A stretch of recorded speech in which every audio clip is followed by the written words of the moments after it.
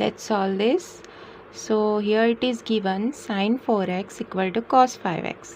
So हांगासर आमी complementary angles जे ट्रिग्नोमेट्रीन शिकयता ते यूज करू शकता. So sign can be written as either आमी साइन चेंज करू शकता नाल्यार कॉस. जर कॉस चेंज करता जाल्यार आमी बरोवं शकता in terms of sine, that is sine 90 minus that angle which is given 5x, right?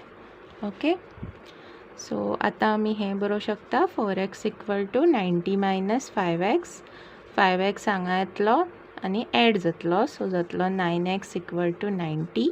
so 9 divide जातलो हांगासर and this answer is 10.